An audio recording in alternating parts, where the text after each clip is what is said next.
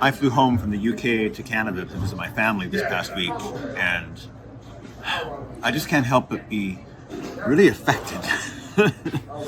Just really affected by what my friends in Shanghai are going through right now. They are going through their biggest, deepest, most frustrating lockdown of this whole pandemic.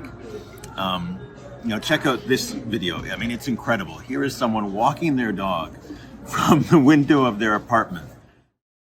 And this was a couple of weeks ago in the lockdown when you couldn't go out of your home for any reason.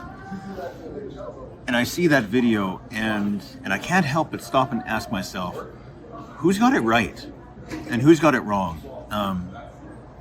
Because at the start of the pandemic, before vaccines, it was my friends in China whose lives so quickly got back to normal. And now it feels like you're living in the opposite world. In Shanghai, it's like they're right back at the beginning, and where I live, we act like it's basically over. Back in London, I still wear a mask to the grocery store or on the bus, but I'm starting to feel like the only one who does. And here in Canada, a lot more people are still wearing masks, but it's optional. And we're also going to cafes and movie theaters. And a lot more people are getting COVID over here. Death rates aren't going up. In fact, they're going down in a lot of places, but COVID has other consequences. I had COVID myself last month, and I got really sick for a week. I was coughing for a week after that. I lost some income from client work that I wasn't able to do. And millions of people have the same experience right now in the West. Plus, we don't know what the long-term side effects are going to be, and some people are still dying. In the US, it's more than 500 people a day. But I guess, we've decided that that's the price that we're willing to pay to be able to go where we want, when we want to, again. And I just compare, what I'm doing right now with the videos my friends in Shanghai are sending me of their life in lockdown. And the difference is insane. People fighting over vegetables in grocery stores and growing them at home, setting a dozen alarms so that they can scramble onto the grocery apps to get a delivery window each day to buy groceries. Here's a picture that's been going around on Chinese social media a lot of someone's home screen. And all of these green colored apps, they are for buying groceries. And that's what people's lives are like right now in Shanghai. They're spending so much energy trying to get groceries delivered to your home in the lockdown. So if you don't know, Shanghai was in complete lockdown for the first 10 days of April, and it's been gradually relaxing since then. But the policy was basically, Omicron is starting to get out of our control, so everyone stop. We're going to test everyone. We're going to quarantine everyone who's positive, and that's how we're going to put this COVID genie back in its bottle. And the government has literally been working everybody around the clock. Since the beginning of April, the city has tested 25 million people, 3 to 4 times each. I mean, it's insane. Some of my friends have been tested like 10 times in the past 20 days. These pictures were taken by a friend when half of Shanghai were woken up in the middle of the night to go get emergency swabs. And of course, that was a really unpopular step for the government to take. But people did it, and, they did it in an orderly manner. And actually, it's been amazing sometimes to see the resilience that ordinary people in Shanghai have shown through all of this. People singing from their balconies.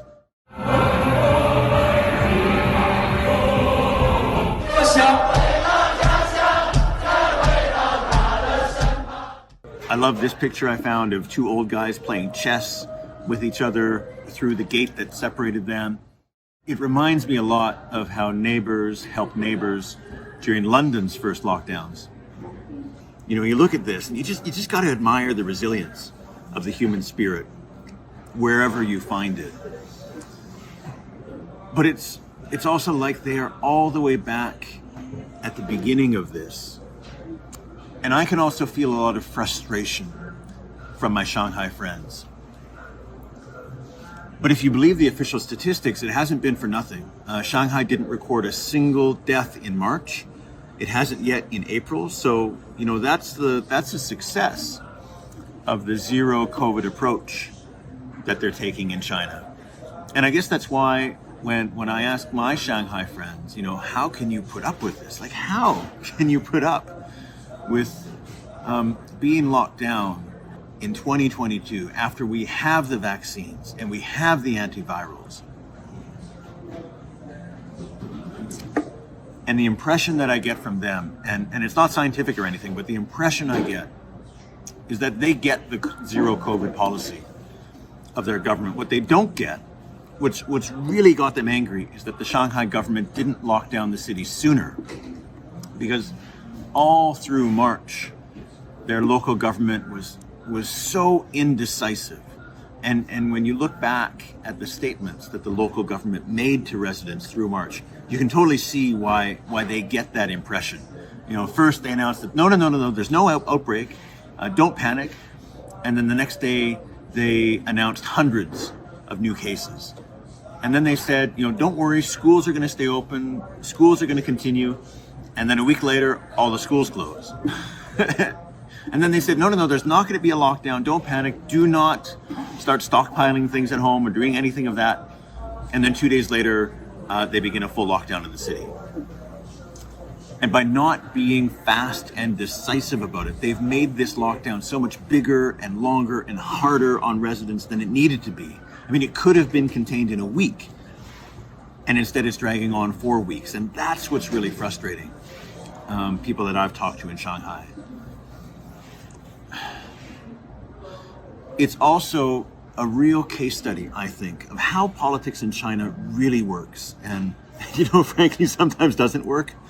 And you've really got three political actors who together are creating what's happening in Shanghai right now. And the first is the central government, and they've been pushing this lockdown. They want everyone in the country to follow their zero COVID strategy. Because so far, that zero COVID strategy has saved a lot of lives these past 2 years. China, since the beginning of the pandemic, has reported about 5,000 deaths total on the mainland. And, compare that with the US, which has 1/4 of the population and has recorded about 980,000 deaths since the start of the pandemic. I mean, so that's the success of containment. And when it comes to Shanghai, the central government is really worried about containment because Shanghai is huge for the Chinese economy. It is densely connected to everywhere else in China.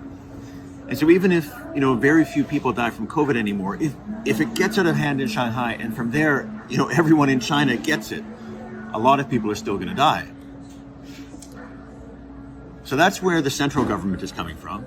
And then you've got, Shanghai is the most liberal city in the country. They're the city that's been hardest hit by being cut off from the rest of the world. And, through 2021, it looked like they had perfected the targeted lockdown approach. Somebody tests positive and they'd trace the people who'd been in the same restaurant or subway car, wherever, and they'd quarantine only those people.